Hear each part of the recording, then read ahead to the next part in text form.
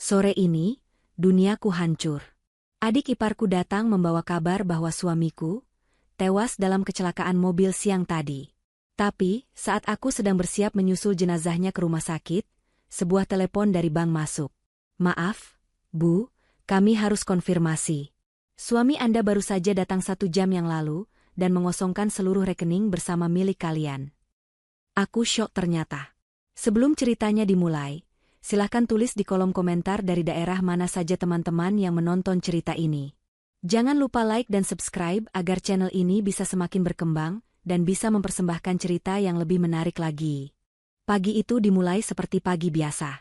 Aroma nasi goreng spesial yang sengaja Alisa masak dengan bumbu favorit Sigit menguar memenuhi dapur mungil mereka.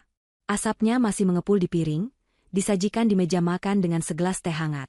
Alisa, dengan hijab bergo sederhananya yang ia kenakan setelah sholat subuh, mengelap meja sekali lagi. Semua harus sempurna untuk melepas suaminya bekerja keluar kota. Ia sudah menyiapkan kemeja batik terbaik dan celana bahan yang sudah licin disetrika.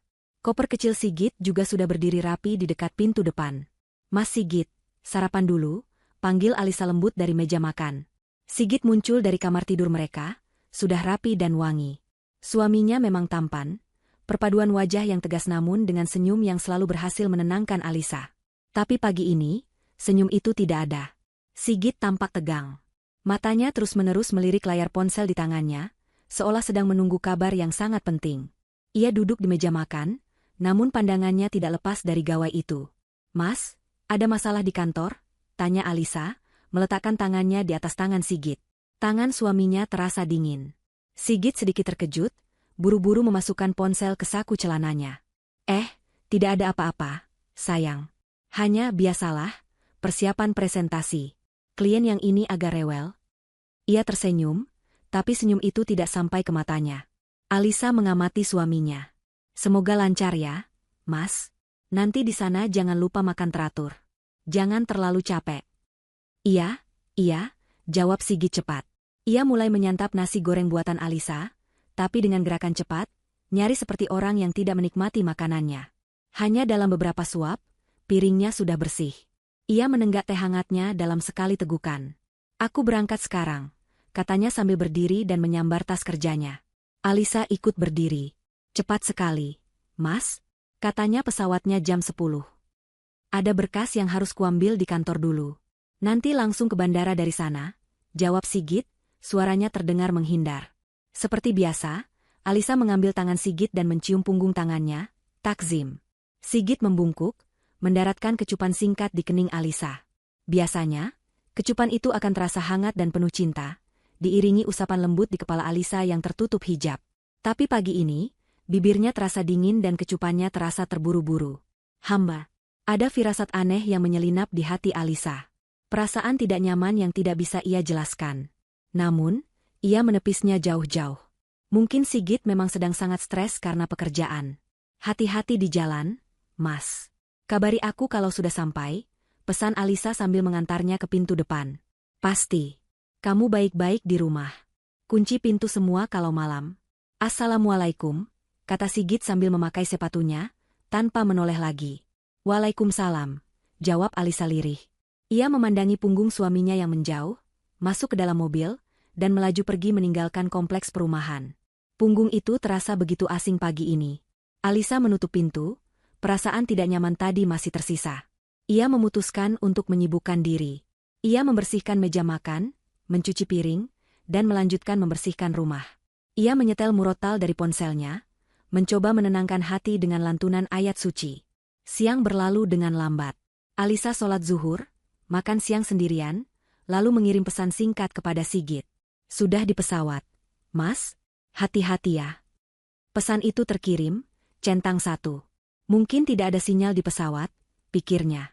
Menjelang sore, setelah sholat asyar, Alisa bersantai di ruang tamu. Ia baru saja selesai membaca Al-Quran dan kini sedang melipat pakaian kering. Suasana rumah terasa begitu sunyi tanpa Sigit. Ia melirik jam dinding. Pukul 4 sore. Seharusnya Sigit sudah mendarat sekarang. Mungkin dia sedang di perjalanan dari bandara ke hotel, pikir Alisa. Tiba-tiba, keheningan sore itu dipecahkan oleh suara gedoran pintu yang brutal.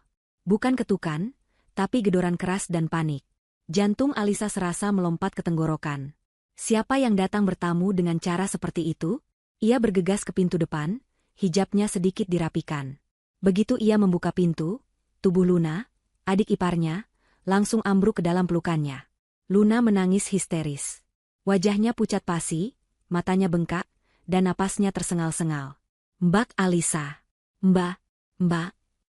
Ia tergagap, tidak mampu menyelesaikan kalimatnya. Luna, ada apa? Kenapa kamu menangis seperti ini? Alisa panik, mencoba menahan tubuh adik iparnya yang lemas. Ia membimbing Luna masuk dan mendudukannya di sofa ruang tamu. Tenang, Luna. Tarik napas. Minum dulu. Alisa bergegas mengambilkan air putih. Luna menggeleng kuat, menepis gelas air yang disodorkan Alisa. Air itu tumpah ke lantai. Enggak perlu air. Mbak.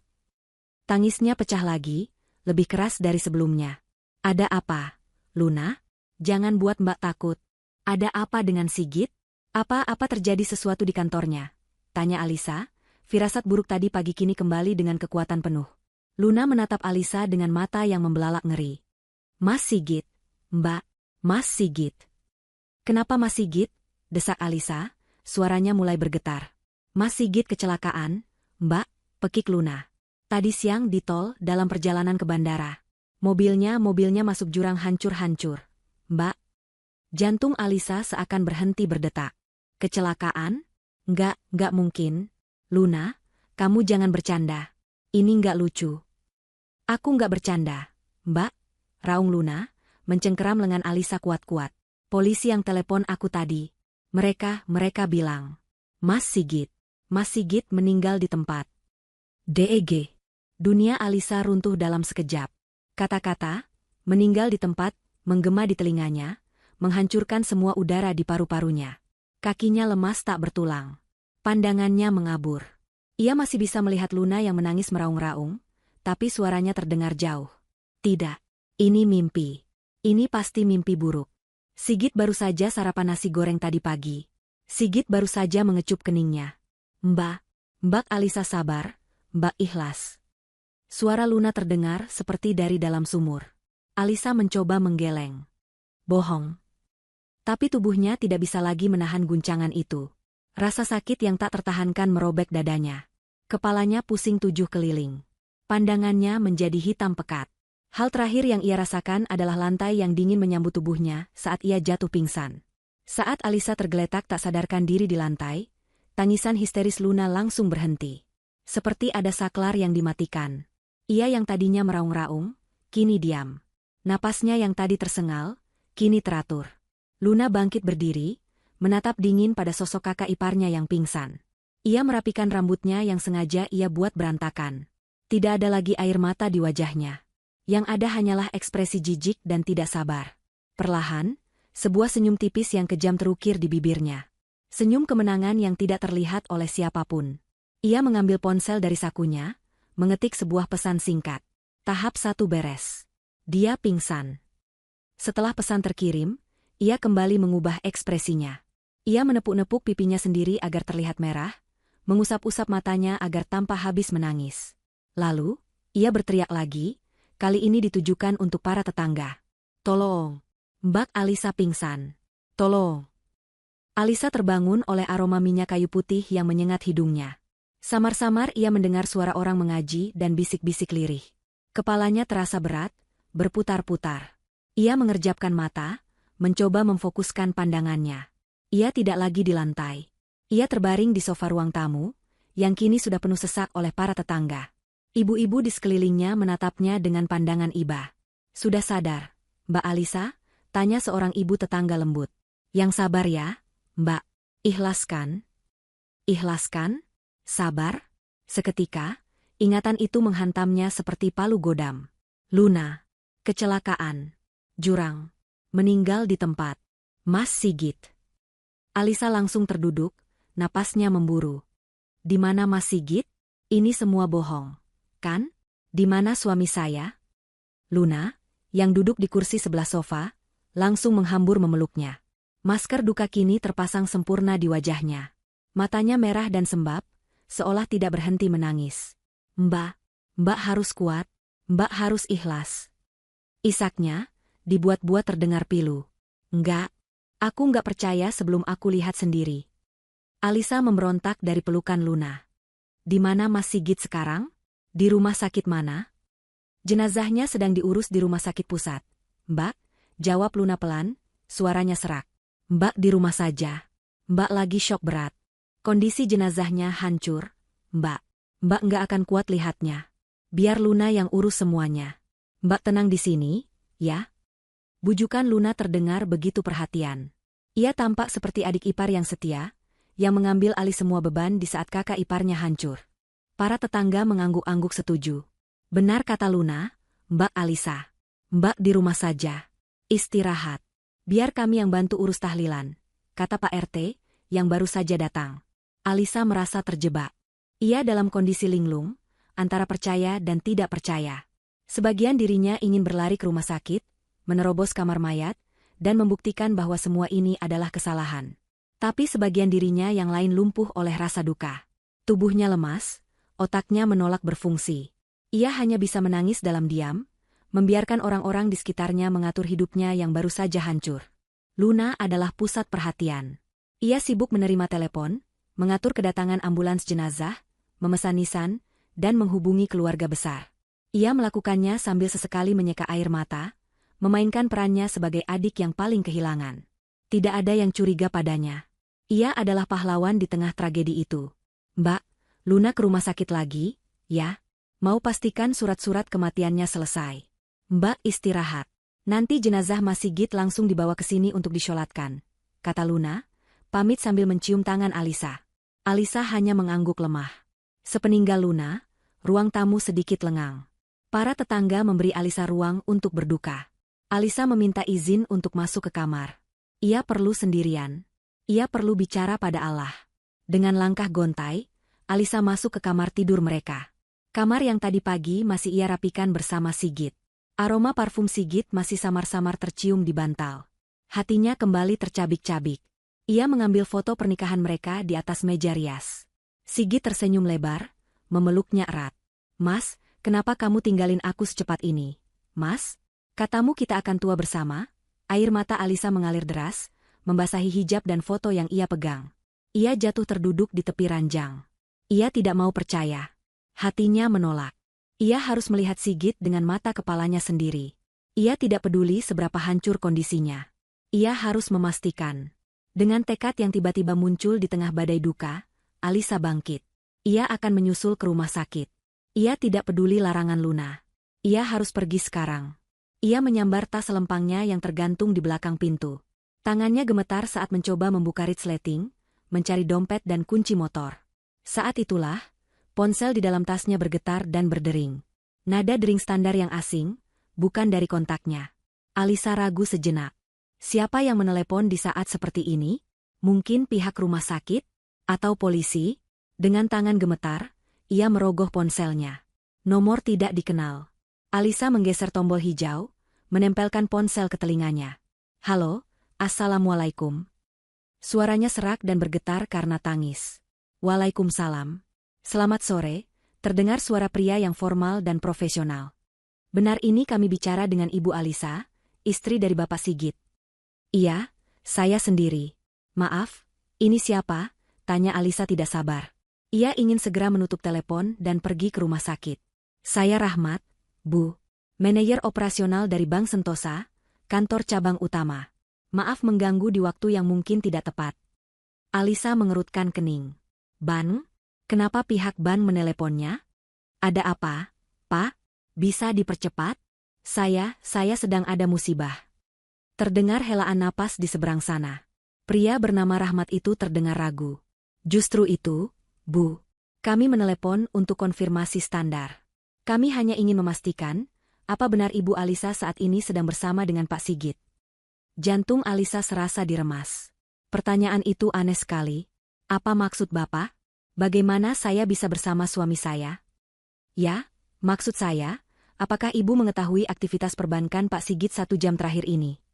Saya tidak mengerti. Alisa mulai kehilangan kesabaran. Suami saya baru saja meninggal dunia siang tadi karena kecelakaan. Hening. Tidak ada jawaban selama beberapa detik. Alisa mengira sambungan terputus. Halo, Pak Rahmat. Meninggal? Suara Pak Rahmat terdengar kaget, nyaris tercekat. Maaf, Bu. Meninggal? Siang tadi? Ibu yakin?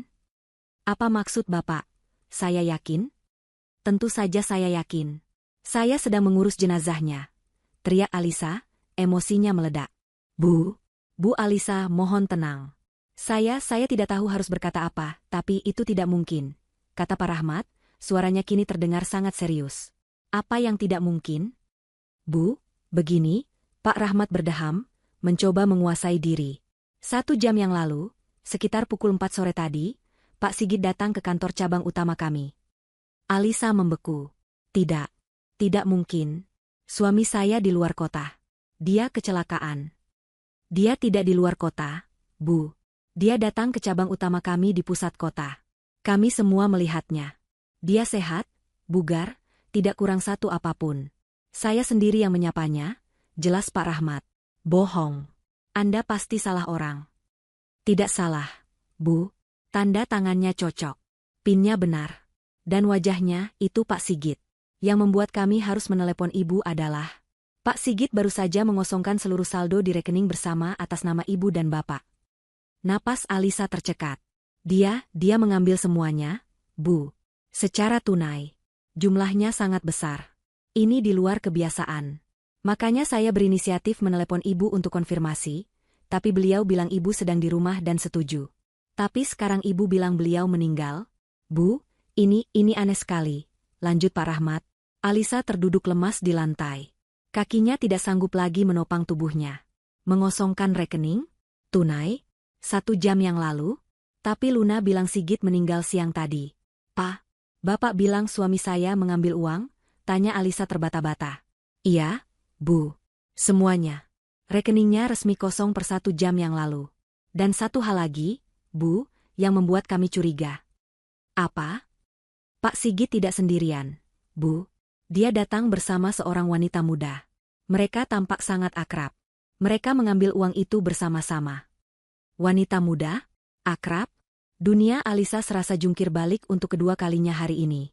Kebingungan ini, rasa sakit ini, jauh lebih menusuk daripada berita kematian tadi. Jika Sigit masih hidup, lalu jenazah siapa yang sedang diurus Luna di rumah sakit? Pak Rahmat. Panggil Alisa dengan sisa tenaga. Tolong kirimkan saya buktinya. Apapun. Rekaman keamanan. Apapun yang Bapak punya, tolong kirimkan ke saya, sekarang juga. Tentu, Bu. Tentu saja. Saya akan kirimkan screenshot rekaman CCTV kami ke email Ibu sekarang juga. Tolong dicek. Alisa menutup telepon. Tangannya masih gemetar hebat. Tapi ini bukan lagi getaran duka. Ini getaran amarah, bingung, dan pengkhianatan yang membara. Ia meraih laptop di meja kerja Sigit, membukanya dengan kasar. Menunggu email masuk. Dan email itu pun tiba. Dengan jantung berdebar kencang, Alisa membuka file gambar yang terlampir. Dan di sana, dunianya benar-benar hancur berkeping-keping. Di layar laptopnya, di depan meja teller bank, berdiri Sigit. Suaminya. Sehat, bugar, mengenakan kemeja yang berbeda dari yang ia siapkan tadi pagi. Ia sedang tersenyum lebar.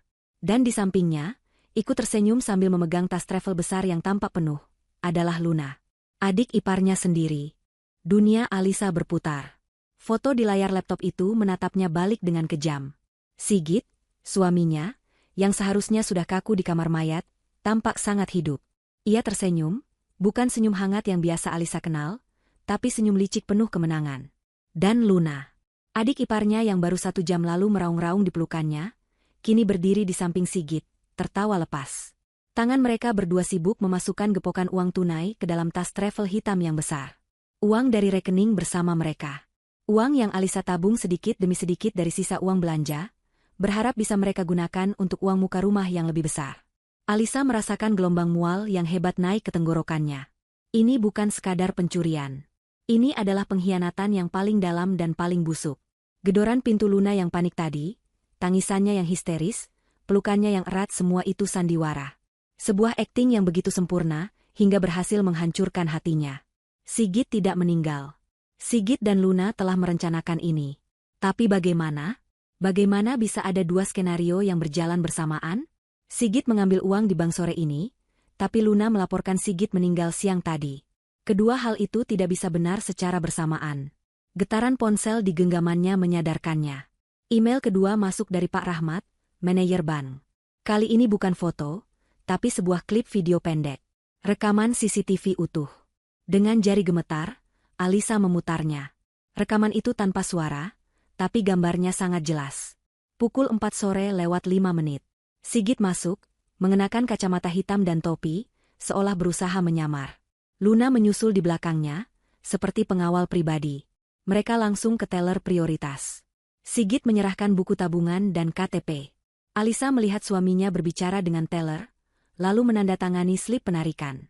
Dan puncaknya, saat tumpukan uang itu diserahkan, Sigit tidak bisa menahan senyumnya. Ia menoleh ke Luna, dan Luna membalasnya dengan tawa lebar, bahkan memukul lengan Sigit pelan dengan manja. Gerakan yang sangat intim. Gerakan yang bukan milik seorang adik ipar. Alisa mematikan video itu. Cukup. Sekarang otaknya yang tadi beku karena duka, mulai bekerja dengan kecepatan penuh, didorong oleh amarah yang membara. Kematian Sigit adalah palsu. Itu fakta nomor 1. Sigit dan Luna kabur bersama. Itu fakta nomor 2. Mereka mengambil semua uang. Itu fakta nomor 3. Lalu, apa urusannya dengan rumah sakit? Kenapa Luna bersusah payah mengurus jenazah? Kenapa dia melibatkan polisi? Alisa butuh jawaban. Ia tidak bisa melawan mereka jika ia tidak tahu apa yang sebenarnya terjadi. Ia harus mengkonfirmasi bagian cerita Luna. Ia mencari di internet nomor telepon rumah sakit pusat. Setelah tersambung dengan operator, ia menahan napas, berusaha membuat suaranya terdengar normal, walau sedikit bergetar. Selamat sore. Saya Alisa. Saya ingin mengkonfirmasi, apakah benar ada jenazah atas nama Sigit yang masuk hari ini karena kecelakaan. Operator di seberang sana terdengar sibuk. Mohon tunggu, Ibu. Saya sambungkan ke bagian forensik dan kamar jenazah. Musik tunggu yang mengerikan mengalun sebentar, sebelum suara seorang pria yang dingin dan datar menjawab. Bagian administrasi jenazah, selamat sore. Pak, saya Alisa. Istri dari Sigit. Tadi adik ipar saya, Luna, yang mengurus. Apa benar suami saya ada di sana? Terdengar suara ketikan keyboard. Atas nama Sigit. Korban kecelakaan tunggal di tol kilometer 42. Masuk pukul 2 siang tadi. Benar, Ibu. Jenazahnya ada di ruang pendingin nomor 7. Jantung Alisa serasa diremas lagi. Jenazahnya ada? Ada, Ibu. Sudah teridentifikasi oleh adiknya, Ibu Luna. Tadi beliau sedang mengurus surat-suratnya. Apa Ibu mau datang melihat? Alisa menutup matanya rapat-rapat. Jadi, ada jenazah. Ada tubuh fisik di kamar mayat itu. Tubuh yang diakui Luna sebagai Sigit. Ini berarti rencananya jauh lebih rumit. Ini bukan sekadar kabur. Mereka menciptakan sebuah kematian. Alisa teringat sesuatu. Luna pernah bercerita kalau ia dipindahkan ke bagian administrasi rumah sakit yang berbeda. Mungkin bukan kebetulan dia punya akses? Mungkin dia bekerja di rumah sakit pusat itu? Atau punya teman dekat di sana? Dia bisa saja mengambil jenazah tanpa identitas. Tuan X yang malang, lalu menempelkan nama Sigit padanya. Luna tahu polisi akan menghubungi keluarga berdasarkan data KTP di dompet yang mungkin sengaja ia letakkan di mobil kecelakaan. Dan mobilnya? Alisa tiba-tiba sadar. Tadi pagi Sigit pergi dengan mobil sedan hitam mereka. Jika mobil itu hancur masuk jurang, harusnya itu jadi berita besar. Alisa cepat-cepat mengetik di kolom pencarian. Kecelakaan tol kilometer 42 hari ini. Tidak ada. Tidak ada berita apapun. Tidak ada laporan kecelakaan fatal di lokasi itu. Jadi, kecelakaannya pun palsu? Atau terjadi di tempat terpencil? Tidak. Luna pasti berbohong soal lokasi. Atau, polisi yang menelepon Luna tadi adalah bagian dari sandiwara? Tidak. Itu terlalu rumit. Mungkin begini, Sigit dan Luna menyiapkan mobil lain, mobil curian atau mobil rongsokan. Mereka membuatnya seolah-olah kecelakaan. Lalu Luna, menggunakan jaringannya, membawa jenazah Tuan X ke rumah sakit dan mendaftarkannya atas nama Sigit. Tujuannya? Agar Alisa percaya Sigit sudah mati. Agar Alisa berduka. Agar tidak ada yang mencari Sigit. Mereka ingin Sigit dianggap mati oleh dunia, sementara dia memulai hidup baru dengan Luna dan uang curian mereka. Rasa sakit di dada Alisa kini tergantikan oleh hawa dingin yang menusuk. Ia telah menikah dengan monster. Dan ia telah menganggap monster lain sebagai adiknya sendiri. Ia menatap layar laptop. Foto Sigit dan Luna yang sedang tertawa di bank. Ia menyimpan file itu ke dalam flash disk, lalu menghapus email dari Pak Rahmat. Ia membersihkan riwayat pencariannya. Tidak boleh ada jejak. Mulai detik ini, ia tidak boleh terlihat pintar. Ia harus terlihat hancur, linglung, dan bodoh. Ia harus menjadi janda yang berduka, persis seperti yang mereka inginkan. Saat Alisa sedang merencanakan langkahnya, memikirkan bagaimana cara pura-pura pingsan lagi jika ada tetangga yang datang, ponselnya berdering lagi. Kali ini, nama, Luna, tertera dengan jelas di layar. Alisa menatap nama itu lama. Nama pengkhianatnya. Tangannya gemetar hebat. Bukan karena takut, tapi karena amarah yang memuncak. Ia harus menjawab. Sandiwaranya harus dimulai sekarang. Alisa menarik napas dalam-dalam, memejamkan mata, membayangkan kesedihan paling dalam yang ia rasakan tadi. Ia membiarkan air mata yang tadi kering, kembali menggenang. Ia menekan tombol hijau, dan memaksa sebuah isakan pilu keluar dari tenggorokannya. Halo, Luna? Mbak Alisa? Mbak enggak apa-apa. Suara Luna di seberang telepon terdengar persis seperti tadi sore. Penuh kepanikan dan kesedihan yang dibuat-buat. Ada nada kelelahan di sana, seolah ia baru saja menanggung beban terberat di dunia. Mbak, aku nggak kuat, Lun. Bisik Alisa, suaranya sengaja dibuat parau dan putus asa. Ia menekan dadanya, membiarkan isakan kecil lolos. Ini semua mimpi, kan? Bilang sama Mbak ini nggak nyata. Terdengar helaan napas berat dari Luna. Sabar, Mbak. Luna juga hancur. Ini berat banget, tapi kita harus kuat. Demi Mas Sigit. Demi Mas Sigit. Alisa ingin sekali tertawa mendengarnya. Luna lagi di rumah sakit. Mbak, ternyata ngurus administrasi jenazah itu rumit. Banyak surat-surat yang harus ditandatangani. Polisi juga minta keterangan lagi. Lanjut Luna, melaporkan kegiatannya dengan detail. Tentu saja rumit, pikir Alisa, karena kau sedang memalsukan dokumen kematian. Kamu di sana sendirian? Tanya Alisa, memainkan perannya sebagai kakak ipar yang perhatian. Iya, Mbak. Tapi nggak apa-apa. Mbak di rumah aja.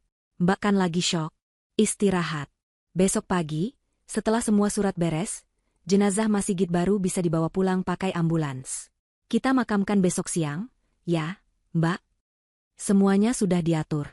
Rapi sekali. Mereka ingin Alisa sibuk mengurus pemakaman palsu. Selagi mereka kabur jauh.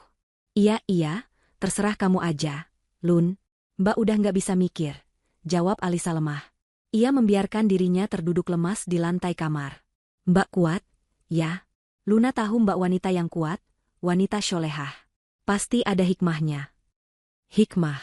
Alisa mencengkeram erat gagang ponsel. Jika saja Luna ada di depannya sekarang, ia tidak tahu apa yang akan ia lakukan. Oh iya, Mbak. Suara Luna tiba-tiba berubah. Tadi waktu Luna urus surat, ada bagian administrasi yang tanya soal asuransi. Mas Sigit punya asuransi jiwa, kan? Mbak, itu harus diurus juga katanya, buat klaim. Jantung Alisa berdebar sedikit lebih cepat. Asuransi. Mbak nggak tahu, Lun. Mbak nggak pernah ngurusin gituan. Semuanya Mas Sigit. Oh, gitu ya? Ya udah, nggak apa-apa, Mbak. Nanti kita cari berkasnya bareng-bareng kalau Luna udah pulang. Siapa tahu bisa bantu biaya pemakaman dan tahlilan, kata Luna, terdengar sangat polos dan praktis. Iya, Lun. Makasih ya, kamu udah urus semuanya. Hati-hati di jalan, kata Alisa. Sama-sama, Mbak. Udah kewajiban Luna. Mbak jangan lupa makan, terus istirahat. Jangan sendirian, minta tetangga temani. Assalamualaikum. Waalaikumsalam. Alisa menutup telepon. Ponsel itu meluncur dari tangannya yang lemas. Ia tidak lagi gemetar. Ia diam. Dingin. Luna menyebut kata asuransi. Kenapa? Apakah itu bagian dari rencana mereka? Mungkin mereka berpikir ada asuransi jiwa atas nama Sigit? Tidak. Alisa menggeleng. Jika Sigit memalsukan kematiannya, dia tidak bisa mencairkan asuransinya sendiri. Itu tidak masuk akal. Lalu kenapa Luna menyebutnya? Pikiran Alisa melayang. Ia harus mencari tahu. Ia harus tahu seberapa dalam lubang yang digali kedua pengkhianat itu. Alisa bangkit. Ruang tamu masih terdengar, ada beberapa tetangga yang mengaji lirih. Ia harus bergerak cepat dan senyap. Ia masuk ke ruang kerja Sigit. Ruangan kecil di sebelah kamar tidur mereka, tempat Sigit biasa, lembur. Meja kerja Sigit rapi. Terlalu rapi. Laptopnya ada di kamar Alisa. Di meja hanya ada tumpukan kertas tagihan dan catatan rapat. Tidak ada yang mencurigakan. Alisa beralih ke lemari arsip. Laci pertama berisi file-file kantor. Laci kedua berisi dokumen rumah, sertifikat, PBB, tagihan listrik. Laci ketiga terkunci. Sigit selalu bilang itu isinya dokumen kantor yang sensitif. Alisa tidak pernah membukanya. Tapi ia tahu di mana Sigit menyimpan kunci duplikatnya. Di dalam kotak pulpen di atas meja. Tangan Alisa tidak ragu sedikitpun saat mengambil kunci kecil itu. Ia memasukkannya ke lubang kunci dan memutarnya. Klik. Laci itu terbuka. Isinya bukan dokumen kantor. Isinya dokumen pribadi. Hal pertama yang Alisa lihat adalah tumpukan map plastik. Ia membukanya satu persatu. Polis asuransi kesehatan. Polis asuransi kendaraan. Semuanya atas nama Sigit. Lalu ia melihat sebuah map tebal berwarna biru tua. Tergeletak paling bawah. Ia menariknya keluar. Judulnya, Polis Asuransi Jiwa, Bintang Amanah. Alisa membukanya. Jantungnya berdebar kencang. Ia membaca halaman pertama. Nama tertanggung, Sigit. Penerima manfaat, Alisa, istri. Uang pertanggungan, 2 miliar rupiah. Alisa tertegun. Jadi Sigit punya asuransi jiwa. Tapi ini tidak masuk akal. Luna dan Sigit tidak akan bisa mencairkan ini jika Alisa adalah penerima manfaatnya. Mereka pasti tahu Alisa tidak akan memberikan uang itu pada mereka. Alisa membaca lagi. Tanggal polis, 5 tahun yang lalu. Ini polis lama. Apakah ini yang dicari Luna? Mungkin Sigit lupa memberitahu Luna bahwa penerima manfaatnya adalah Alisa? Mungkin Luna berpikir dia, sebagai adik, bisa mendapat bagian? Ini membingungkan. Alisa menggeledah lebih dalam.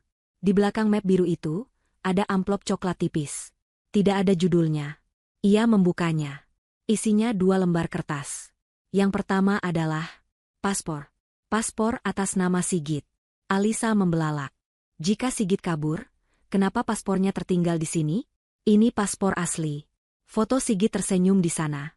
Lalu, jika paspornya ada di sini, bagaimana dia bisa keluar negeri? Alisa meraih lembar kedua di amplop itu. Sebuah lembar konfirmasi pemesanan tiket pesawat. Bukan 1, tapi 2 tiket. Maskapai asing. Tujuan, Singapura. Keberangkatan, besok lusa. Nama penumpang 1, Sigit. Nama penumpang 2, Luna. Tapi, bagaimana bisa Sigit memesan tiket tanpa paspor? Kecuali, Alisa membuka paspor di tangannya lagi. Ia melihat halaman paling belakang. Ada stempel. Stempel, canclet, atau, dibatalkan, besar-besar dari kantor imigrasi. Dan ada catatan kecil, penerbitan paspor baru, hilang. Sigit telah melaporkan paspor ini hilang. Dia sudah membuat paspor baru. Paspor palsu? Atau paspor asli baru yang ia gunakan untuk kabur? Yang jelas, paspor yang ada di tangan Alisa ini sudah tidak berlaku. Sigit sengaja meninggalkannya untuk mengelabui siapapun yang menemukannya. Alisa meletakkan paspor tidak berguna itu. Pikirannya kembali ke asuransi. Kenapa Luna menyinggung soal asuransi? Tiba-tiba, sebuah pikiran mengerikan melintas di benaknya. Mungkin asuransi jiwa Sigit bukanlah satu-satunya asuransi yang mereka miliki. Alisa kembali ke laci dokumen rumah. Ia menggeledah lagi, lebih teliti. Bukan di laci kerja Sigit, tapi di laci tempat Alisa biasa menyimpan dokumennya sendiri. Di sana, di antara fotokopi KTP dan kartu keluarga, terselip sebuah map lain. Map yang Alisa tidak ingat pernah ia lihat. Warnanya merah marun. Ia menariknya keluar. Polis asuransi jiwa, Garda Sejahtera. Jantung Alisa serasa berhenti berdetak. Ia membukanya dengan tangan yang kini gemetar hebat. Tanggal polis, 1 bulan yang lalu. Premi dibayar lunas untuk 1 tahun. Nilai uang pertanggungan, 5 miliar rupiah. Alisa menelan ludah, matanya bergerak ke bagian paling penting. Nama tertanggung, Alisa. Nama penerima manfaat, Sigit, suami. Napas Alisa tercekat. Jadi ini rencananya? Ini adalah rencana busuk mereka yang sesungguhnya. Mereka tidak hanya ingin uang di rekening bersama. Itu hanya uang jajan. Mereka mengincar 5 miliar. Mereka membuat asuransi jiwa atas nama Alisa. Mereka berencana membunuh Alisa. Sigit akan menjadi duda yang berduka. Dia akan mengklaim 5 miliar. Lalu, setelah semuanya aman, dia akan menyusul Luna ke luar negeri, hidup kaya raya. Mungkin kecelakaan itu kecelakaan yang menewaskan. Sigit itu awalnya disiapkan untuk Alisa? Alisa merosot ke lantai. Jadi, Sigit dan Luna memalsukan kematian Sigit sebagai rencana B? Mungkin rencana membunuh Alisa terlalu sulit? Atau mereka kehabisan waktu? Atau Alisa memegang kepalanya yang pusing.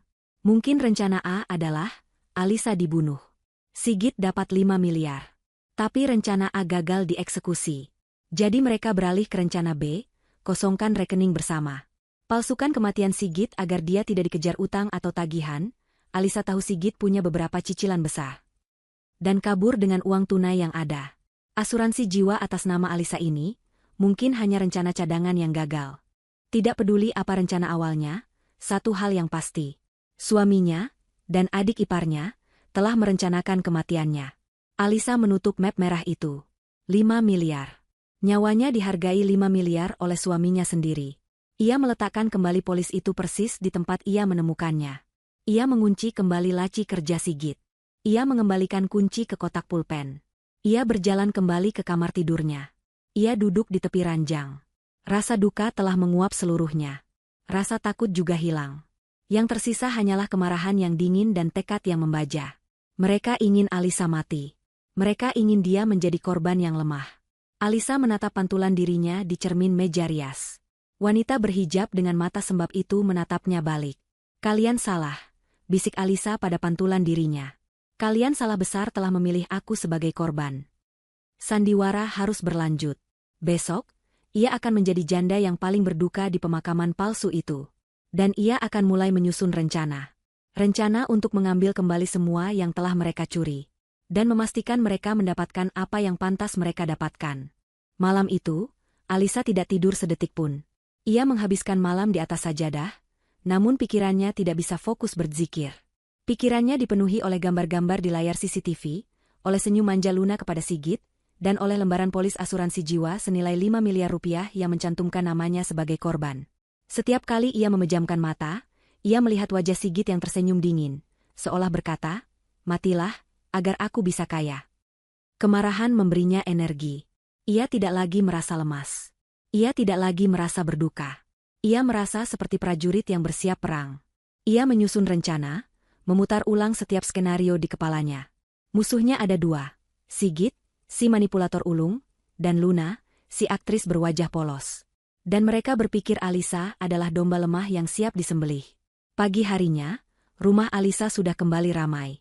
Para tetangga datang membantu mempersiapkan kedatangan jenazah. Karpet digelar, kursi-kursi plastik disusun di teras. Alisa keluar dari kamar dengan mata yang sengaja ia buat bengkak. Ia mengenakan gamis hitam dan hijab syari hitam panjang, menyembunyikan wajahnya yang pucat namun penuh tekad. Ia memainkan perannya dengan sempurna. Ia duduk di sudut ruangan, memegang tasbih, bibirnya komat kamit lirih, dan sesekali menyeka air mata yang tidak ada. Setiap orang yang datang menyalaminya, mengucapkan bela sungkawa, dan menatapnya dengan iba. "Yang sabar ya, Mbak Alisa." "Ikhlas," kata mereka satu persatu. Alisa hanya mengangguk lemah, menerima setiap ucapan simpati palsu itu. Tepat pukul 9 pagi, suara sirene ambulans terdengar mendekat. Jantung Alisa berdebar kencang. Ini dia, puncak sandiwara mereka. Luna turun lebih dulu dari mobil ambulans. Wajahnya sembab, ia berjalan gontai, seolah seluruh tenaga hidupnya telah terkuras. Ia langsung menghambur ke arah Alisa. Mbak, Mas Sigit sudah datang." Isaknya, memeluk Alisa erat. Alisa membalas pelukan itu. Pelukan yang terasa dingin seperti ular. "Kamu yang sabar ya, Lun. Kamu sudah urus semuanya sendirian," bisik Alisa, suaranya bergetar, memainkan peran kakak ipar yang berterima kasih. Ia bisa merasakan Luna mengangguk di bahunya. "Ayo, Mbak, kita sambut Mas Sigit untuk terakhir kalinya," ajak Luna, menarik tangan Alisa. Peti jenazah kayu sederhana dikeluarkan dari ambulans. Ditutup rapat. Tentu saja ditutup rapat, pikir Alisa. Mereka tidak mungkin membiarkan siapapun melihat isi peti itu, yang jelas-jelas bukan Sigit. Beberapa pria mengangkat peti itu masuk ke ruang tamu, meletakkannya di tengah ruangan. Isak tangis dari keluarga jauh yang baru datang langsung pecah. Suasana duka begitu kental, begitu nyata, hingga Alisa hampir saja meragukan penemuannya sendiri. Tapi tidak. Ia ingat CCTV. Ia ingat polis asuransi. Alisa duduk bersimpuh di samping peti itu. Luna duduk di sebelahnya, memegang tangannya erat-erat. "Mbak, ikhlaskan ya, Mbak. Ini yang terbaik," bisik Luna. Alisa menoleh pada Luna. Ia menatap mata adik iparnya itu dalam-dalam. Mata yang bengkak karena tangisan palsu. "Iya, Lun. Mbak ikhlas. Mbak yakin? Allah pasti akan menunjukkan keadilannya," kata Alisa, dengan penekanan pada kata, keadilan. Luna tampak sedikit terkejut dengan nada bicara Alisa yang datar, namun ia cepat-cepat mengangguk dan kembali menangis tersedu-sedu. Prosesi berjalan cepat. Setelah disyolatkan di rumah, jenazah palsu itu dibawa ke pemakaman umum. Alisa dan Luna berada di mobil yang sama, di belakang mobil jenazah. Selama perjalanan, Luna tidak berhenti bicara. "Nanti setelah ini, Mbak Alisa istirahat total ya. Biar Luna yang urus tahlilan 3 harian. Mbak jangan banyak pikiran," katanya. Alisa hanya mengangguk. "Oh iya, Mbak," lanjut Luna, seolah baru teringat sesuatu. "Soal asuransi jiwa Mas Sigit yang 2 miliar itu, tadi Luna sudah tanya-tanya sedikit. Katanya proses klaimnya bisa dimulai minggu depan. Nanti Luna bantu urus ya, Mbak. Uangnya kan lumayan, bisa buat Mbak Alisa pegangan, buat biaya hidup ke depan, buat bayar sisa-sisa cicilan." Ini dia. Umpan itu dilemparkan. Mereka ingin Alisa fokus pada uang asuransi Sigit. Mungkin mereka berpikir Alisa akan mencairkannya, lalu mereka akan mencari cara untuk mengambil uang itu lagi darinya, atau mungkin ini hanya pengalih perhatian, agar Alisa sibuk mengurus klaim palsu, sementara mereka kabur? "Mbak nggak ngerti, Lun. Terserah kamu saja," jawab Alisa lemah, membuang muka ke arah jendela. Di pemakaman, cuaca panas terik. Alisa berdiri di tepi liang lahat. Ia melihat peti kayu itu diturunkan perlahan. Ia mengambil segenggam tanah, melemparkannya ke atas peti. "Selamat jalan, Tuan tanpa nama," bisik Alisa dalam hati. "Maafkan aku harus memakamkanmu dengan nama suamiku yang pengkhianat. Semoga kau tenang di sisinya." Ia menangis. Kali ini air matanya sungguhan. Bukan menangisi Sigit, tapi menangisi nasibnya. Menangisi dirinya sendiri yang begitu bodoh, telah dibohongi selama bertahun-tahun. Menangisi kepercayaannya yang telah dihancurkan sehancur-hancurnya. Luna memeluknya dari samping, ikut menangis. Dua wanita berduka di atas pusara yang sama, dengan alasan yang sangat berbeda. Yang satu menangisi nasib, yang satu merayakan kemenangan. Sore harinya, rumah kembali sepi. Para pelayat sudah pulang. Hanya tersisa Alisa. Luna pamit pulang ke rumah kosnya. Katanya ingin mengambil baju ganti untuk menginap dan menemani Alisa selama tahlilan. "Mbak jangan sendirian, nanti Luna balik lagi," katanya. Inilah waktu yang ditunggu-tunggu Alisa. Begitu pintu tertutup dan ia yakin Luna sudah pergi, Alisa langsung bergerak. Ia tidak bisa melawan dua penipu licik ini sendirian. "Polisi? Apa yang akan ia katakan pada polisi?" "Pak, suami saya yang baru dikubur itu sebenarnya masih hidup." Mereka akan menganggapnya gila, stres karena berduka. Bukti CCTV ban? Luna bisa saja berkelit, bilang itu video lama, atau bilang Sigit punya kembaran. Itu kata-kata Alisa melawan jenazah yang sudah teridentifikasi dan dokumen kematian yang sah. Ia butuh profesional. Seseorang yang bekerja di luar sistem. Seseorang yang bisa menemukan kebenaran tanpa menarik perhatian. Alisa teringat nama itu. Nama yang sering disebut almarhum ayahnya dulu. Pak Darmawan. Seorang mantan detektif kepolisian yang pensiun dini, dan membuka biro investigasi swasta kecil-kecilan. Ayahnya pernah bilang, Darmawan itu hidungnya lebih tajam dari anjing pelacak, dan dia lebih lurus dari penggaris baja. Dia bisa menemukan jarum di tumpukan jerami. Dengan tangan gemetar, Alisa mencari nomor telepon, Biro Detektif Amanah, di internet. Ia menemukannya. Jantungnya berdebar kencang. Ini adalah pertaruhan. Jika Pak Darmawan menolaknya, ia habis. Ia menekan nomor itu. Terdengar nada sambung 3 kali. "Halo, Amanah," suara pria parubaya yang tenang dan berat menjawab. "Selamat sore, Pak. Apa ini? Apa saya bicara dengan Pak Darmawan?" "Benar. Ini siapa?" Saya Alisa, Pak. Saya putri almarhum Pak Rahmat, yang dulu teman Bapak." Hening sejenak di seberang sana. Alisa? Neng Alisa? Ya Allah, sudah besar kamu. Ada apa, Neng? Tumben sekali telepon Bapak. Apa kabar? Suara ramah itu membuat pertahanan Alisa sedikit goyah. Kabar saya sedang tidak baik, Pak. Saya baru saja kehilangan suami saya. Innalillahi. Bapak turut berduka cita, Neng. Yang tabah, ya. Terima kasih, Pak. Tapi ini rumit, Pak. Alisa ragu-ragu. Saya menelepon Bapak bukan sebagai teman. Saya butuh jasa Bapak. Jasa biro detektif Bapak. Lagi-lagi hening. Pak Darmawan sepertinya langsung menangkap keseriusan dalam nada bicara Alisa. Bicara saja, Neng. Apa yang bisa Bapak bantu? Suami saya, Sigit, dia dinyatakan meninggal kecelakaan kemarin. Hari ini baru dimakamkan. Alisa memulai, suaranya bergetar. Tapi, Pak saya tidak percaya dia meninggal. Apa maksudmu? Suara Pak Darmawan langsung menajam, sisi detektifnya muncul. Saya punya bukti. Rekaman CCTV dari bank. Kemarin sore, 2 jam setelah waktu kematiannya yang dilaporkan, suami saya ada di bank. Dia mengosongkan rekening bersama kami. Dia tidak sendirian. Dia bersama adik ipar saya, Luna. Adik ipar yang sama, yang mengurus laporan kematiannya. Alisa menumpahkan semuanya dalam satu tarikan napas. Keheningan di seberang telepon kali ini berlangsung lebih lama. Alisa takut Pak Darmawan menganggapnya gila. Neng Alisa, kata Pak Darmawan akhirnya, suaranya sangat serius. Jangan bicara apa-apa lagi di telepon. Kunci semua pintu. Jangan percaya siapapun. Termasuk adik iparmu itu. Kamu ada di mana sekarang? Di rumah saya, Pak. Alamatnya di... Tidak perlu. Bapak masih ingat rumah almarhum ayahmu. Kamu tinggal di sana, kan? Bukan, Pak. Saya tinggal di perumahan Gria Asri. Saya kirim lokasinya. Bagus. Kirim lokasinya.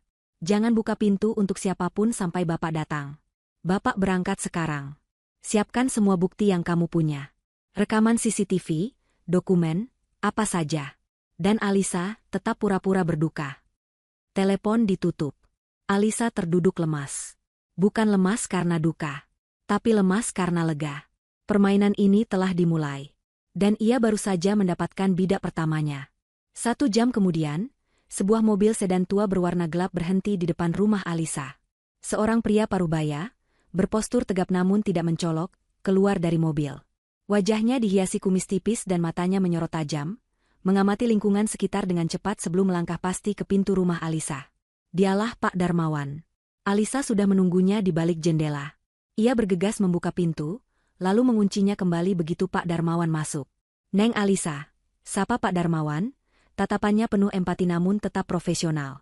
Wajahmu pucat sekali. Duduk dulu. Tenang. Alisa menggeleng. Saya tidak bisa tenang, Pak.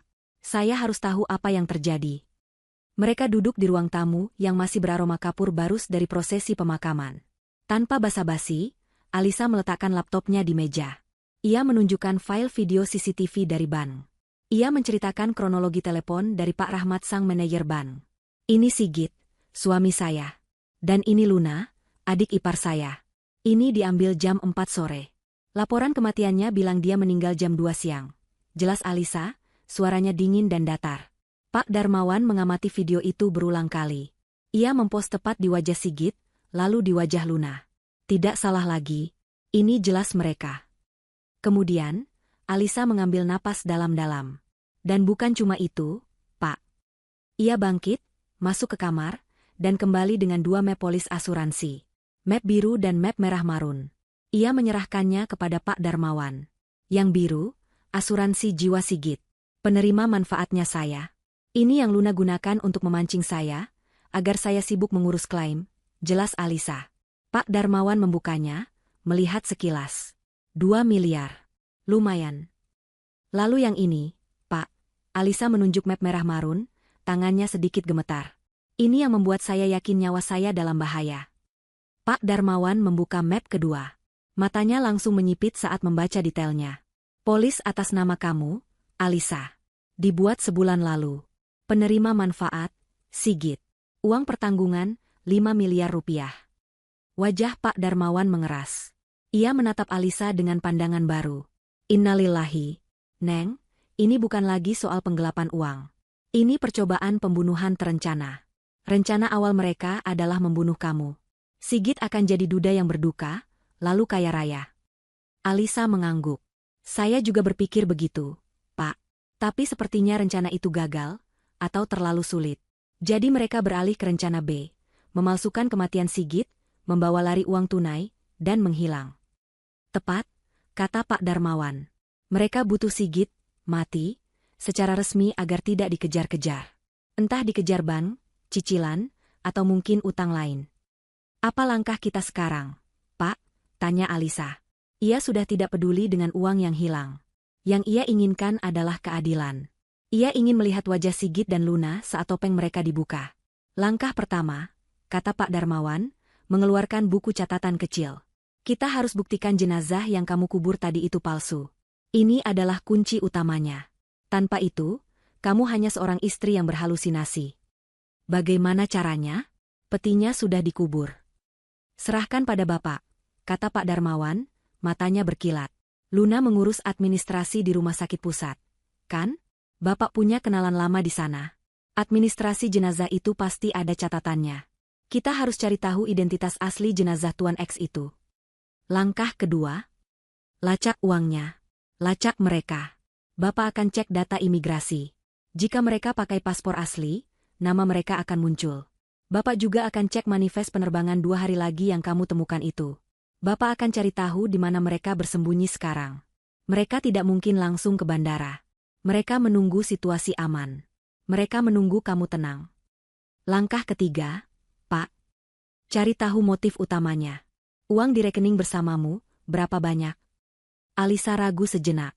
Sekitar 800 juta, Pak. Pak Darmawan mengangguk pelan. Jumlah yang besar. Tapi, cukup besar untuk repot-repot memalsukan kematian? Bapak rasa ada yang lebih besar di baliknya. Polis 5 miliar itu jelas motif utamanya. Tapi karena gagal, pasti ada pendorong lain yang membuat mereka nekat. Pak Darmawan pamit. Bapak akan hubungi kamu begitu ada kabar. Ingat, Neng, sandiwara harus terus berjalan. Kamu adalah janda yang berduka. Jika Luna datang, layani dia. Jangan tunjukkan kecurigaan sedikitpun. Kita harus membuat mereka merasa aman, sampai kita siap menjerat. Selama 2 hari berikutnya, Alisa hidup dalam kabut kepura-puraan. Luna benar-benar datang menginap. Ia tidur di kamar tamu. Ia yang memasak untuk Alisa, ia yang memimpin tahlilan kecil-kecilan setiap malam. Ia adalah adik ipar yang sempurna. Alisa harus menahan rasa mual setiap kali Luna menyentuhnya atau berbicara padanya dengan nada lembut. Mbak, besok kita mulai urus klaim asuransi Mas Sigit. Ya? Biar cepat cair, kata Luna di sela-sela tahlilan malam kedua. Alisa hanya mengangguk lemah. Iya, Lun. Terserah kamu. Malam itu, saat Luna sudah tidur pulas di kamarnya, ponsel Alisa bergetar. Pesan masuk dari Pak Darmawan. Bapak ada di depan. Temui Bapak di mobil. Alisa berjingkat keluar rumah. Ia masuk ke mobil Pak Darmawan yang terparkir di ujung jalan yang gelap. Wajah Pak Darmawan tampak lelah, namun matanya bersinar penuh kemenangan. Kita dapat, Neng, katanya pelan. Dapat apa, Pak? Pertama, jenazahnya. Bapak berhasil menekan admin di rumah sakit. Dia teman lama Luna. Luna membayarnya 50 juta untuk menukar data. Jenazah yang kamu kubur itu bernama asli Amir, seorang gelandangan yang meninggal karena tabrak lari seminggu lalu, dan tidak ada keluarga yang mengklaim. Ini salinan data asli Tuan Amir. Bukti pemalsuan dokumennya lengkap. Alisa memegang kertas di tangannya. Bukti fisik pertama. Kedua, lanjut Pak Darmawan. Manifest penerbangan ke Singapura itu. Bapak cek. Tiket itu dibayar lunas pakai kartu kredit. Tapi bukan kartu kredit Sigit. Kartu kredit atas nama Luna. Alisa terkejut. Luna? Dia punya kartu kredit. Bukan sembarang kartu kredit. Platinum. Limitnya besar. Dan tagihannya luar biasa. Ketiga, dan ini yang paling penting, Pak Darmawan menatap Alisa dengan serius. Motifnya. Kenapa mereka begitu nekat? Kenapa rencana B harus dijalankan sekarang juga? Pak Darmawan menyodorkan beberapa lembar kertas lagi. Laporan keuangan. Sigit. Suamimu itu, dia bukan sekadar karyawan biasa yang kamu kira. Dia penjudi. Judi online kelas berat. Dan dia kalah besar. Sangat besar. Utang, bisik Alisa. Utang. Bukan ke bank. Kelintah darat. Rentenir. Bapak cek aliran dana keluar dari rekeningnya sebelum dia mengosongkan rekening bersamamu. Dia sudah gali lubang tutup lubang selama berbulan-bulan. Rencana membunuhmu untuk dapat 5 miliar itu adalah satu-satunya jalan keluar. Berapa utangnya, Pak? Pak Darmawan terdiam sejenak. Total utang yang jatuh tempo lusa adalah 3 miliar rupiah. Alisa membekap mulutnya. Uang 800 juta yang mereka ambil dari rekeningmu itu, jelas Pak Darmawan, itu tidak cukup. Itu hanya uang untuk kabur. Mereka tidak bisa membayar utangnya. Mereka kabur dari kamu, dan mereka kabur dari penagih utang. Jadi, mereka di mana sekarang? Mereka belum keluar negeri. Mereka tidak akan berani pakai paspor itu sebelum tanggal keberangkatan. Mereka bersembunyi. Mereka masih di kota ini, dan Bapak tahu di mana. Pak Darmawan menunjukkan layar ponselnya. Sebuah aplikasi pelacak. Bagaimana? Kartu kredit Platinum Luna. Bapak berhasil melacak sinyal transaksinya. Dia baru saja memesan makanan dalam jumlah banyak di sebuah restoran cepat saji, diantar ke sebuah alamat. Pak Darmawan memperbesar peta. Lokasinya, sebuah villa tua terpencil di daerah perbukitan di luar kota. Villa yang Alisa kenali. Villa milik keluarga Sigit dan Luna yang sudah lama tidak terpakai. Mereka di sana, Neng, bersembunyi seperti tikus. Menunggu lusa, kata Pak Darmawan. Dan mereka pasti akan menghubungimu lagi. Uang 800 juta itu tidak akan cukup. Mereka masih mengincar sesuatu. Apa? Asuransi 2 miliar atas nama Sigit. Mereka akan memaksamu mencairkannya, lalu menyerahkannya pada mereka. Itulah umpan terakhir mereka. Alisa menatap alamat villa itu. Kemarahannya kini mencapai titik didih. Kita akan ke sana, Pak. Bukan kita. Tapi polisi, kata Pak Darmawan. Tapi belum sekarang. Kita akan menangkap mereka saat mereka sedang melakukan kejahatan kedua. Saat mereka mencoba memerasmu. Kita akan siapkan jebakannya. Malam ketiga tahlilan berjalan hikmat, setidaknya di permukaan. Rumah Alisa dipenuhi lantunan Yasin dari para tetangga. Di sudut ruangan, Alisa duduk bersimpuh, hijab hitamnya menutupi wajahnya yang tertunduk. Ia tampak khusyuk, bibirnya bergerak-gerak melafalkan doa. Di sampingnya, Luna juga tak kalah menghayati. Ia sesekali menyeka sudut matanya yang kering, memainkan peran adik ipar yang paling setia dan paling berduka. Tidak ada yang tahu bahwa di balik kedamaian palsu itu, dua wanita ini sedang berada di tengah perang dingin yang mematikan. Alisa berperang untuk keadilan, sementara Luna berperang untuk menuntaskan penipuannya. Setelah para pelayat pulang dan rumah kembali sepi, Luna masuk ke kamar Alisa. Ia membawakan segelas teh hangat. Diminum dulu, Mbak. Biar tenang.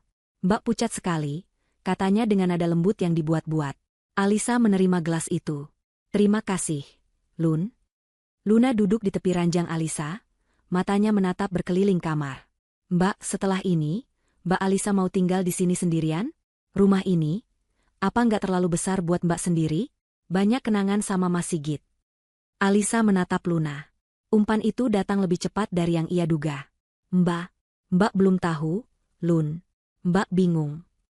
Luna menghela napas panjang, seolah memikul beban dunia. Ia bangkit, mengambil beberapa lembar amplop tagihan yang sengaja ia kumpulkan dari meja kerja Sigit. Mbak, Luna nggak bermaksud bikin Mbak tambah pusing. Tapi, ini. Tadi Luna lihat di meja Mas Sigit. Ia menyodorkan tagihan cicilan rumah, cicilan mobil, dan beberapa kartu kredit. Semua ini jatuh tempo minggu depan, Mbak. Luna cek saldo rekening Mas Sigit yang lain kosong. Semuanya kosong. Uang di rekening bersama kita yang 800 juta itu, sepertinya itu satu-satunya uang yang kita punya. Dan itu juga sudah diambil Mas Sigit. Luna berakting dengan brilian. Ia berpura-pura baru tahu bahwa uang itu hilang, seolah-olah ia tidak ada di bank saat kejadian. Mas Sigit dia sepertinya punya banyak masalah. Mbak, mungkin dia main judi. Luna mengucapkannya seperti sebuah bisikan ngeri, menutupi mulutnya dengan tangan. Ia sedang membangun narasi bahwa Sigit adalah korban yang putus asa, sekaligus menciptakan kepanikan finansial untuk Alisa. Alisa menunduk, memainkan perannya sebagai istri yang naif dan hancur. Judi? Ya Allah, Lun, Mbak nggak tahu apa-apa. Terus Terus kita harus bagaimana? Bagaimana Mbak bayar semua ini? Mbak kan nggak kerja. Tenang, Mbak, tenang. Luna buru-buru memegang bahu Alisa. Kita masih punya asuransi jiwa Mas Sigit yang 2 miliar itu. Tapi, apa itu bisa cepat cair? Tanya Alisa, suaranya dibuat gemetar. Luna menggigit bibirnya, pura-pura berpikir keras. Itu dia masalahnya, Mbak. Luna tadi coba tanya-tanya. Proses klaim asuransi kematian, apalagi karena kecelakaan, bisa makan waktu sebulan, bahkan lebih. Mereka harus investigasi dulu. Sementara utang-utang ini, harus dibayar minggu depan. Luna sengaja menciptakan tenggat waktu yang palsu. Ia tahu Alisa akan panik. Ia tahu utang Sigit yang 3 miliar itu jatuh tempo lusa, dan ia butuh uang sekarang. Alisa menatap wajah Luna. Wajah penuh kepalsuan. Inilah saatnya. Alisa harus melempar umpannya sendiri. Kalau begitu, kata Alisa lirih, membiarkan air mata palsu menggenang di pelupuk matanya. Kalau asuransi lama, bagaimana kalau kita jual rumah ini saja, Lun? Mata Luna melebar sepersekian detik. Sebuah kilatan kemenangan yang cepat-cepat ia sembunyikan. Jual rumah? Mbak yakin? Ini rumah kenangan kalian? Kenangan apa lagi, Lun? Isak Alisa. Yang ada cuma kenangan sakit. Mbak nggak sanggup tinggal di sini. Mbak butuh uang cepat. Kita bisa cari rumah kontrakan yang lebih kecil. Yang penting Mbak bisa lunasi semua utang Mas Sigit. Mbak nggak mau namanya jelek. Luna tampak menimbang-nimbang. Ia tahu, ini jauh lebih baik daripada menunggu asuransi. Rumah adalah aset tunai yang jelas. Sigit pasti akan senang mendengarnya. Ide bagus, Mbak, kata Luna akhirnya, dengan nada mantap. Mungkin ini memang jalan keluarnya. Tapi, jual rumah kan butuh waktu juga. Kita harus pasang iklan, cari pembeli. Mbak nggak tahu caranya, Lun. Mbak percayakan sama kamu saja. Kamu bisa bantu Mbak, kan? Pinta Alisa. Luna tersenyum tipis. Sebenarnya kebetulan sekali, Mbak. Luna punya kenalan. Teman lama. Dia itu developer properti. Dia sering cari rumah di area-area seperti ini untuk direnovasi. Dia biasanya bayar tunai. Alisa menahan napas. Benarkah, Lun? Tunai? Iya. Orangnya memang agak unik. Nggak suka ribet pakai transfer bank besar-besar. Dia lebih suka transaksi cepat. Coba Luna telepon dia sekarang. Ya? Siapa tahu dia tertarik. Luna bilang saja kita lagi butuh uang cepat. Iya, Lun. Coba kamu tanyakan, kata Alisa, terdengar penuh harap. Luna bangkit, mengambil ponselnya. Luna telepon di luar ya, Mbak. Nggak enak di kamar. Alisa tahu Luna tidak akan menelepon. Luna akan mengirim pesan kepada Sigit di villa persembunyian mereka. Memberitahu bahwa mangsa sudah masuk perangkap. Alisa menunggu. Jantungnya berdebar kencang. Ia segera mengirim pesan singkat kepada Pak Darmawan. Umpan dilempar. Mereka mengincar rumah. Luna sedang menghubungi pembeli. Balasan datang cepat. Bagus. Jangan setuju bertemu di rumah. Terlalu berbahaya. Arahkan ke tempat publik. Bank adalah yang terbaik. Bilang saja Mbak mau sekalian melunasi KPR di bank itu. Tak lama kemudian, Luna masuk kembali ke kamar. Wajahnya berseri-seri, namun ia berusaha menutupinya dengan ekspresi lega yang dibuat-buat. Alhamdulillah, Mbak, teman Luna itu dia mau. Seru Luna. Dia ikut bersimpati dengan kondisi Mbak. Dia bilang, dia bisa siapkan uangnya besok pagi. Secepat itu? Alisa pura-pura terkejut. Iya, Mbak, tapi ada syaratnya. Dia bilang, harganya mungkin sedikit di bawah pasaran. Karena dia beli cepat, tanpa perantara. Dan dia maunya transaksi selesai besok juga. Tanda tangan akta jual beli, langsung bayar. Nggak apa-apa, Lun.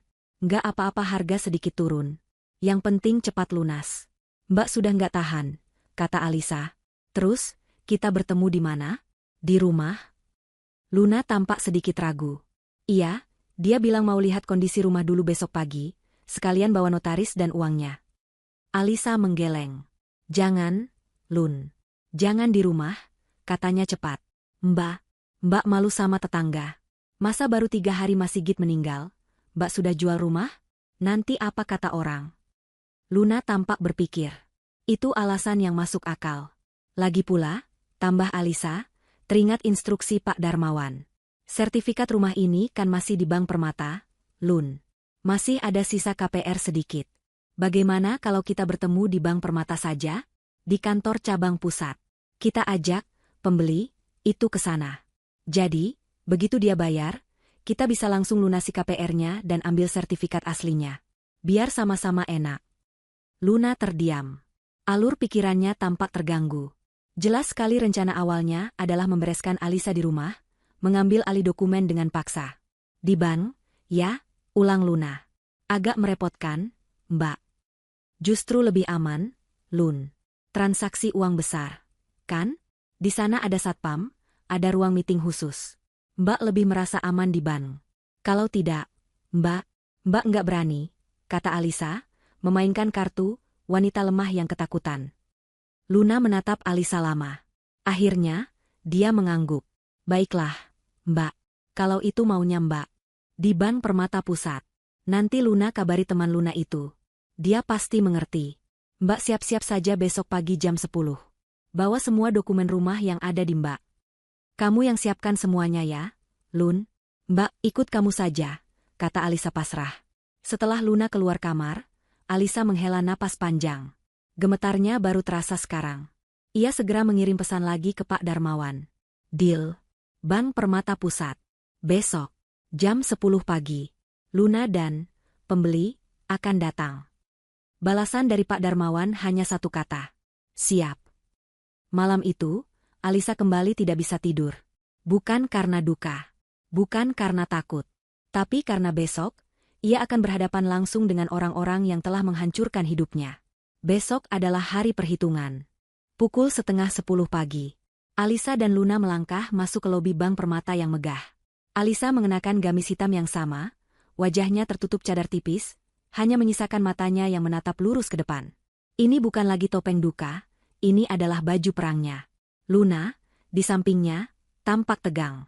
Ia terus-menerus melirik ponsel di tangannya, seolah sedang berkoordinasi. Ia membawa tas jinjing besar berisi tumpukan dokumen. Teman Luna sudah di dalam, Mbak, di ruang meeting prioritas. Ayo, ajak Luna, suaranya sedikit bergetar. Entah karena gugup, atau karena antisipasi. Alisa mengangguk, mengikuti langkah Luna. Dari sudut matanya, ia bisa melihat Pak Darmawan. Pria parubaya itu duduk santai di salah satu sofa tunggu lobi, membaca koran, sama sekali tidak mencolok. Ia juga melihat ada tambahan 2 satpam berwajah tegap yang tidak ia kenali, berdiri di dekat pintu masuk ruang prioritas. Tim Pak Darmawan sudah di posisinya. Luna membuka pintu ruang meeting yang terbuat dari kaca buram. Di dalam, seorang pria berbadan tegap dengan kemeja batik lengan pendek sudah duduk menunggu. Wajahnya keras, Alisa tidak mengenalnya. Dia jelas bukan Sigit. Sigit tidak akan sebodoh itu menunjukkan wajahnya. Ini pasti suruhannya. Mbak Alisa, kenalkan, ini Pak Budi. Pembeli rumahnya, kata Luna. Suaranya dipaksakan ramah. Pak Budi, ini Mbak Alisa, pemiliknya. Pria bernama Budi itu hanya mengangguk singkat. Tatapannya dingin. Selamat siang. Saya turut berduka atas musibah ibu, katanya tanpa nada simpati. Bisa kita mulai? Saya tidak punya banyak waktu. Tentu, Luna buru-buru mengambil alih. Ia duduk dan mulai mengeluarkan dokumen dari tasnya. Ini, Pak, ini fotokopi sertifikat, IMB, dan PBB tahun terakhir. Yang asli sedang diambil dari brankas bank. Alisa hanya diam, duduk di seberang pria itu. Tidak perlu, kata Pak Budi. Saya sudah percaya. Yang penting akta jual beli ini. Ia mengeluarkan selembar map dari tasnya sendiri. Ini AJB yang sudah disiapkan notaris saya. Ibu tinggal tanda tangan di sini. Setelah itu, saya akan lakukan transfer. Luna mengambil map itu, membukanya dengan cepat. Ia langsung menyodorkan lembaran itu ke hadapan Alisa, menunjuk titik tanda tangan. Di sini, Mbak, tanda tangan saja. Alisa menatap lembaran kertas itu. Di sana tertulis namanya, menjual rumahnya kepada pria asing ini dengan harga yang jauh di bawah nilai wajar. Pulpennya, Mbak, desak Luna, menyodorkan sebuah pulpen. Alisa mengambil pulpen itu. Tangannya terangkat, siap membubuhkan tanda tangan. Luna tersenyum tipis, matanya berkilat. Pak Budi mencondongkan tubuhnya, menunggu. Lalu, Alisa meletakkan kembali pulpen itu. Saya tidak bisa, katanya pelan. Senyum Luna langsung lenyap. Apa maksudnya? Mbak, ini sudah deal? Jangan bercanda. Saya tidak bercanda, kata Alisa. Kali ini, ia mengangkat wajahnya. Lewat cadarnya, matanya menatap langsung ke mata Luna. Tatapannya tidak lagi sayu. Tatapannya tajam dan dingin. Saya tidak bisa menjual rumah ini kepada kalian. Pak Budi berdiri dengan kasar. Kursinya terdorong ke belakang. Apa maksud ibu? Kalian? Saya pembeli tunggal. Oh, ya. Alisa ikut berdiri. Suaranya kini terdengar jelas dan kuat, menggema di ruang meeting yang senyap itu. Lalu, kenapa di tas Anda? Alisa menunjuk tas Pak Budi yang sedikit terbuka. Ada tumpukan uang tunai yang sangat banyak? Bukankah Anda bilang mau transfer? Pak Budi dan Luna terkejut. Dan kenapa? Lanjut Alisa, Anda membawa akta jual beli yang sudah ditandatangani notaris, padahal notarisnya tidak ada di sini? Ini palsu, kan? Mbak Alisa, pekik Luna, wajahnya pucat pasi. Mbak ngomong apa? Sih? Mbak pasti stres. Mbak gila ya? Gila? Alisa tertawa pelan, tawa yang terdengar mengerikan. Saya memang hampir gila, Luna. Saya hampir gila saat tahu suami saya yang katanya sudah meninggal, ternyata sedang mengambil uang 800 juta di bank lain. Bersama adik iparnya sendiri. Alisa membanting ponselnya ke atas meja. Layarnya menyala, memutar video yang sudah ia siapkan. Video Sigit dan Luna di Bank Sentosa, tertawa sambil memasukkan uang ke tas travel. Luna menjerit tertahan. Ia mundur selangkah, menabrak dinding. Pak Budi langsung bergerak liar. Ia tidak mencoba kabur, ia menerjang ke arah Alisa, mencoba merebut ponsel itu. Tapi ia terlambat. Pintu ruang meeting didobrak terbuka. Polisi. Jangan bergerak. Dua satpam palsu tadi, bersama Pak Darmawan dan dua polisi berseragam lainnya, menyerbu masuk. Pak Budi yang berbadan tegap itu, langsung dilumpuhkan sebelum tangannya sempat menyentuh Alisa. Luna merosot ke lantai. Ia gemetar hebat, menatap Alisa dengan pandangan tidak percaya bercampur benci. Kak, kamu tahu? Aku tahu semuanya, kata Alisa, melangkah mendekati Luna yang terduduk lemas. Aku tahu rencanamu. Rencana kalian. Dari awal. Saat itu juga, ponsel Pak Darmawan berdering. Ia mengangkatnya, mendengarkan sejenak. Bagus. Amankan dia, katanya, lalu menutup telepon. Ia menoleh ke Alisa. Tim Bravo berhasil, Neng. Mereka sudah menangkap Sigit di villa persembunyiannya. Tepat saat dia sedang menunggu kabar dari Luna. Air mata Luna akhirnya luruh. Bukan air mata palsu, tapi air mata amarah dan kekalahan. Dasar wanita licik. Kamu menjebak kami. Alisa berjongkok di depan Luna. Ia menatap mata adik iparnya itu. Siapa yang licik?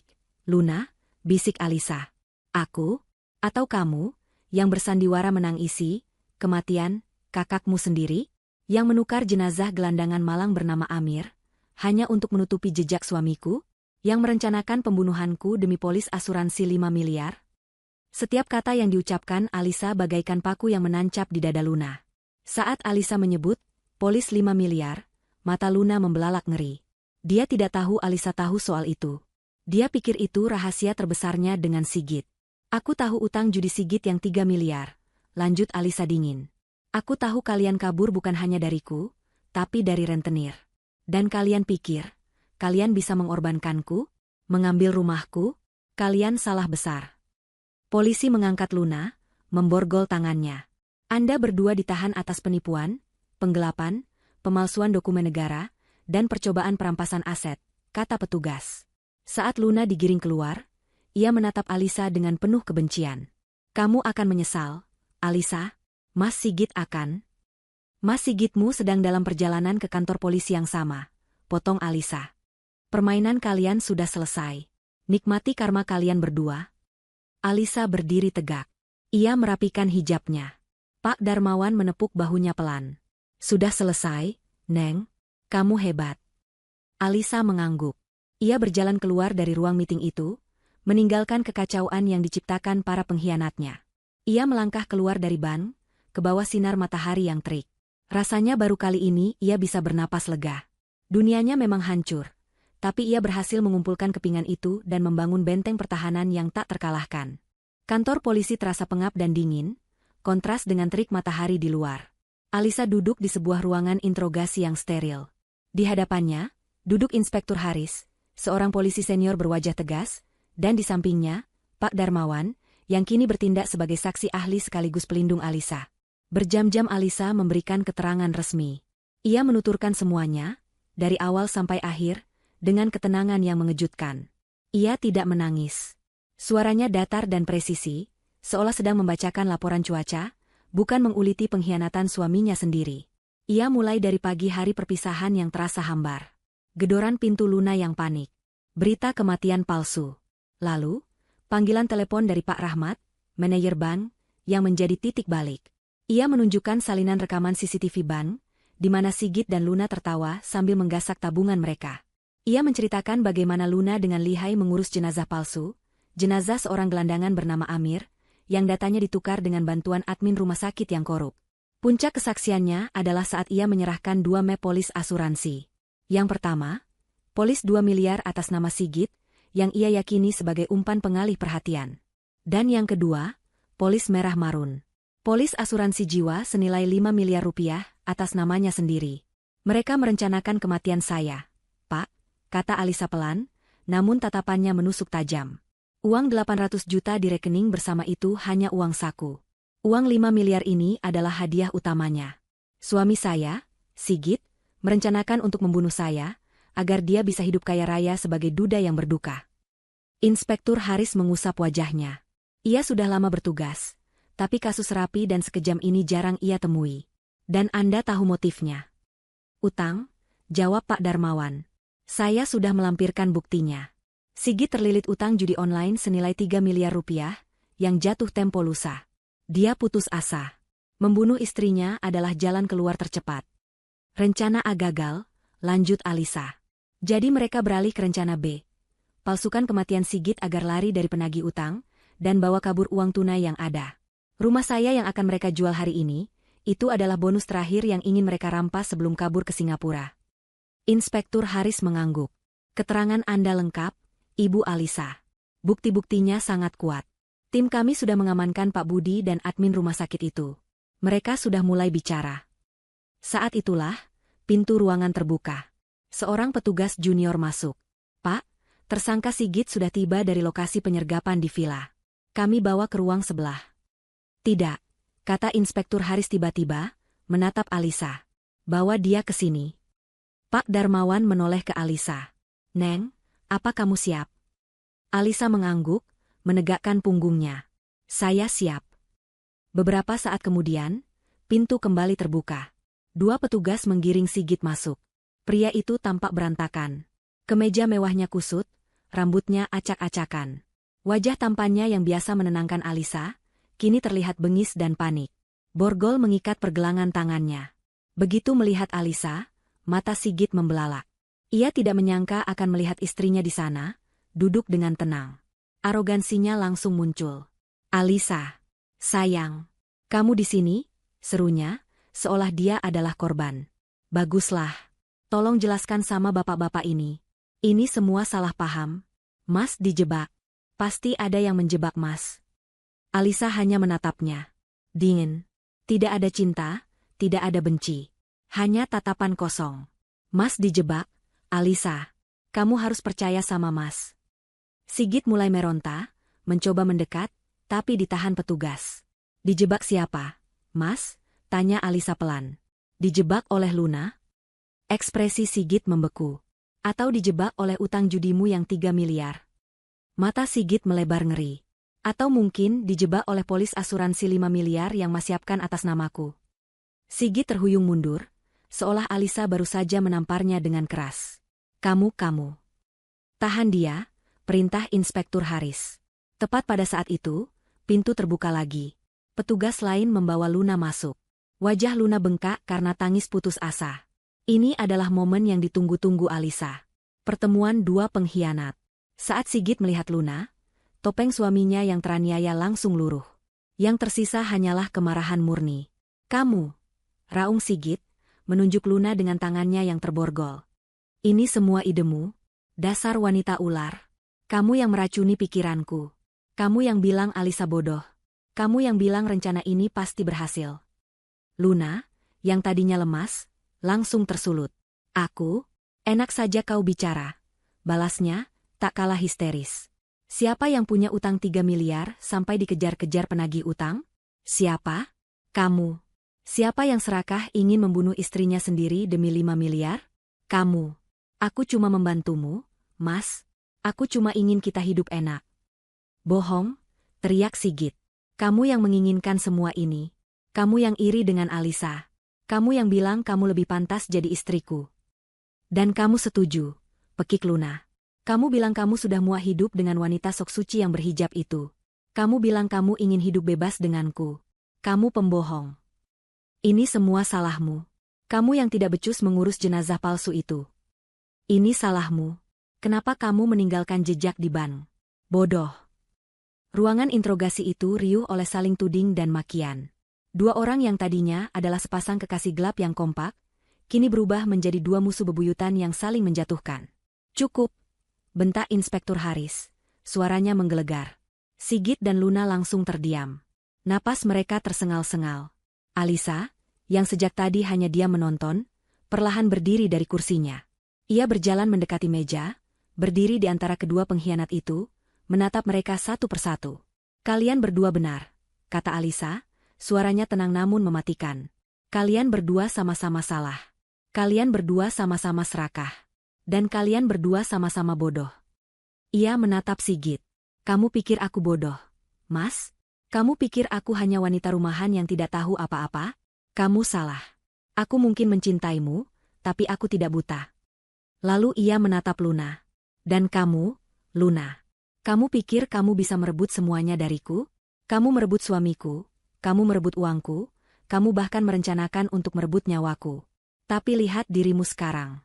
Kamu tidak mendapatkan apa-apa. Sigit menunduk, bahunya bergetar. Tapi bukan karena menyesal. Melainkan karena takut. Pak Darmawan melangkah maju. Ada satu kabar lagi untukmu, Tuan Sigit, katanya pelan. Kami sudah menghubungi para penagih utangmu. Kami meralat berita kematianmu. Sigit mengangkat kepalanya. Wajahnya pucat pasi seperti mayat. Mereka senang sekali, lanjut Pak Darmawan dengan senyum tipis. Mereka bilang, mereka tidak akan menagih utangmu lagi. Tidak selama kamu di penjara. Tapi mereka titip salam. Mereka bilang, mereka akan menunggumu dengan sabar. 3 miliar rupiah itu, bunganya akan terus berjalan. Mereka akan menyambutmu di hari kebebasanmu nanti. Itu adalah hukuman yang lebih mengerikan daripada penjara. Sigit tahu apa artinya itu. Dia tidak akan pernah bebas. Bahkan jika dia keluar dari penjara 20 tahun lagi, dia akan keluar untuk mati di tangan rentenir. Sigit ambruk ke lantai. Ia meraung, bukan seperti pria dewasa, tapi seperti anak kecil yang ketakutan. Luna menatapnya dengan jijik. Ia baru sadar, pria yang ia bela mati-matian ini, adalah pria paling menyedihkan yang pernah ia kenal. Bawa mereka, perintah Inspektur Haris. Petugas menyeret Sigit yang lemas dan Luna yang menangis dalam diam. Teriakan dan sumpah serapah mereka bergema di lorong kantor polisi, sebelum akhirnya lenyap di balik pintu sel. Alisa berdiri mematung. Ia tidak merasakan kemenangan. Ia tidak merasakan kepuasan. Yang ia rasakan hanyalah kelegaan yang dingin. Badai itu telah berlalu. Dan ia, secara ajaib, masih berdiri tegak. Bulan-bulan berlalu berganti musim. Kisah pengkhianatan Sigit dan Luna menjadi berita lokal yang sensasional. Tapi bagi Alisa, itu adalah proses panjang untuk mereklamasi hidupnya. Ruang sidang menjadi panggung terakhir dari drama busuk itu. Alisa duduk di barisan depan, hijabnya rapi, punggungnya tegak. Ia tidak datang dengan kebencian, ia datang untuk menyaksikan keadilan. Di seberangnya, di kursi pesakitan, duduk Sigit dan Luna. Mereka bukan lagi pasangan serasi yang ia lihat di rekaman CCTV ban. Sigit tampak tua, rambutnya menipis, matanya kosong. Luna pucat dan kuyu, kecantikannya luntur oleh penyesalan dan kebencian. Di samping mereka, duduk pula admin rumah sakit yang korup dan Pak Budi, si pembeli bayaran. Proses persidangan berjalan cepat. Bukti-bukti yang dikumpulkan Pak Darmawan dan kepolisian tidak terbantahkan. Rekaman CCTV bank diputar di layar besar, membuat Sigit dan Luna menunduk malu. Kesaksian Pak Rahmat sang manajer bank. Kesaksian petugas administrasi jenazah yang menangis, mengakui menerima suap 50 juta dari Luna untuk menukar data jenazah Tuan Amir. Dan tentu saja, Polis asuransi jiwa 5 miliar atas nama Alisa, menjadi bukti utama adanya perencanaan kejahatan yang keji. Pengacara Sigit berusaha menyalahkan Luna sebagai otak kejahatan. Pengacara Luna mengklaim kliennya hanya korban manipulasi Sigit yang terlilit utang judi. Mereka saling serang, saling membuka aib di depan hakim, membeberkan detail perselingkuhan mereka, mempermalukan diri mereka sendiri untuk terakhir kalinya. Alisa hanya menonton.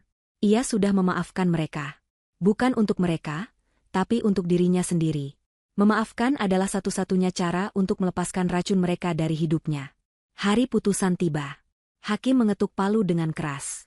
Suaranya menggema, penuh wibawa.